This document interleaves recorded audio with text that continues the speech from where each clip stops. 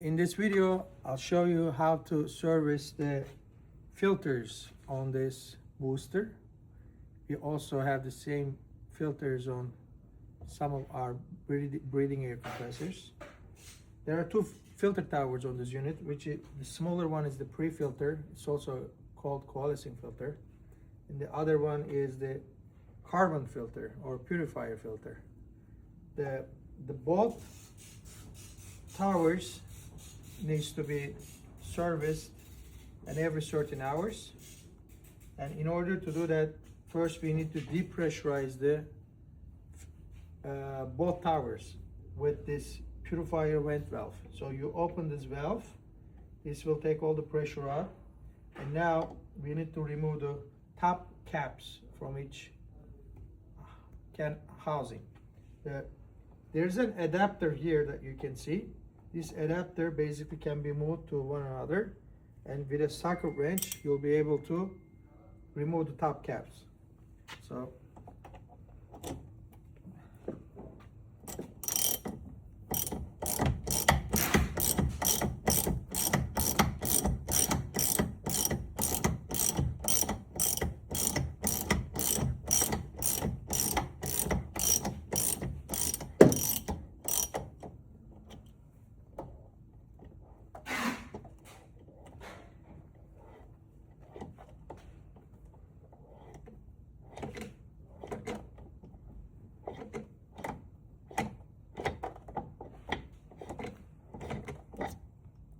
number one.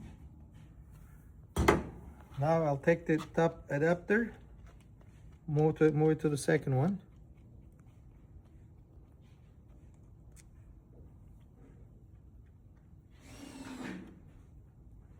Without this adapter, it's gonna be super hard. Like, you can still do it, but it'll take a long time. So I'm moving this here.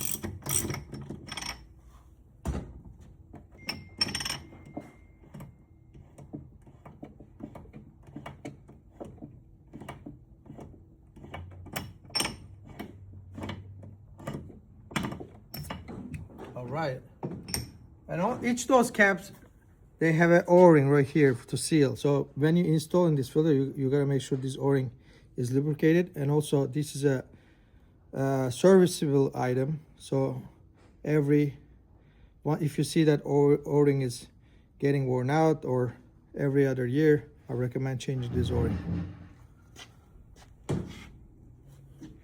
Now we have this cartridges inside. Get closer, show the cartridges. So there's one cartridge here, and it has a hook that you're gonna be pulled straight out, and the same thing on this one. So if it's really hard, like, you have to pull this straight up, but if it's really hard, it's not coming out, it's stuck, you need to use some type of trick on both. Now I'm gonna show you what you can do. First trick is this tool. You can purchase this from Alkin compressor.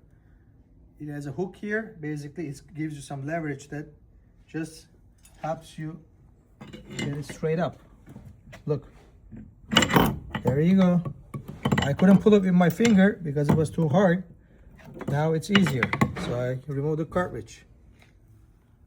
So installing the cartridge it has two O-rings at the bottom. They need to be lubricated, and when you drop it in, you have to push it down using your thumbs or using something that you have to feel the click. It needs to go in the housing. So this nipple here needs to sit in the hole at the bottom of the housing. If it doesn't seal properly, when you run the unit, it will constantly leak air out. So look, I felt the click. It's inserted in.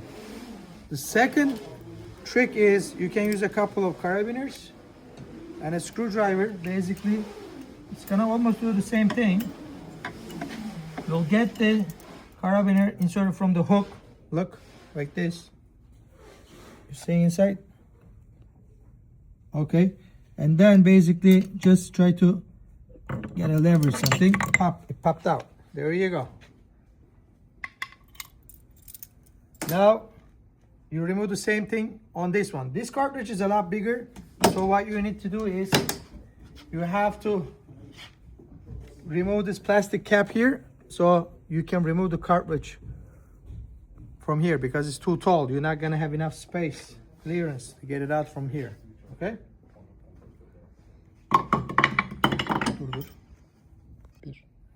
The small filter, which is the coalescing filter, it comes like this when you buy it. So all you have to do is, these O-rings are well lubricated, and you drop it in and you push it in and close the cap.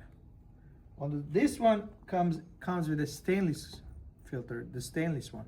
This stainless filter is repackable. You can basically open the purifier. This cartridge inside is repackable.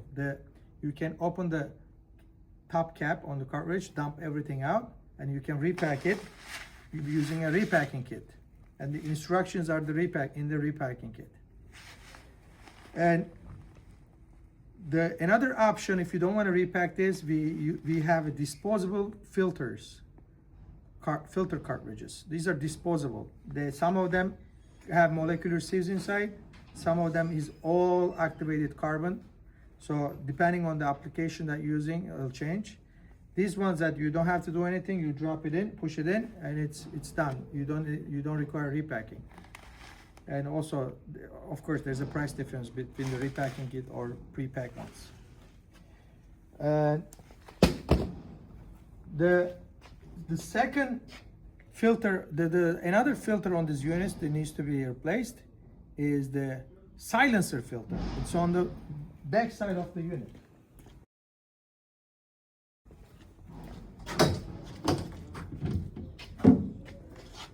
So here, the silencer filter is right here. You have to remove the screw out and install the new one. And now I'm going to show you what the new one looks like.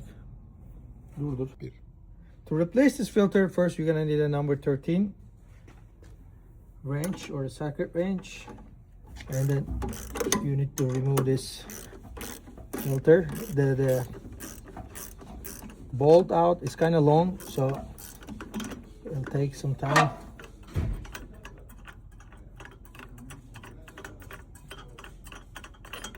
There you go. This is the bolt, and this top piece is the complete filter. So when you buy a new one, it comes as a piece like that, and it has a gasket here that you see, brown. It comes with the gasket. You drop this in, the new one, and you put the screw back in.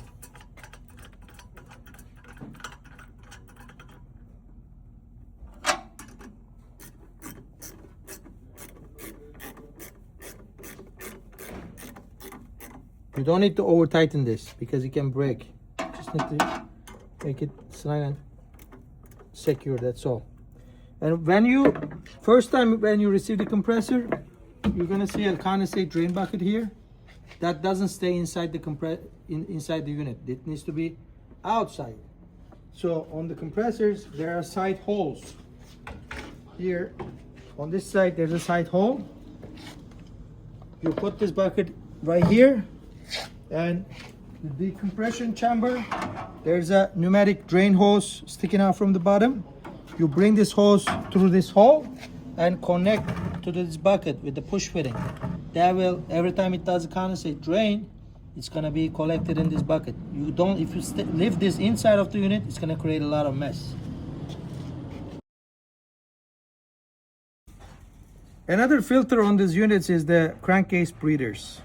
This is every time booster stops, it ventilates the pressure through this filter housing, and it captures the oil vapor. So, and the oil vapor captured here, it slows the drain back into the crankcase.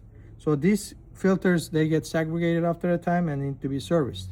In order to do that, you have to remove this push fitting and spin the top cap off.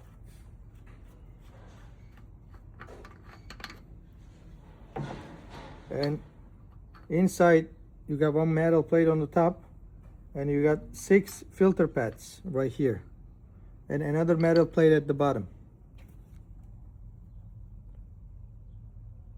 So remove these filter pads, put the new ones in, drop the metal piece and close it back up.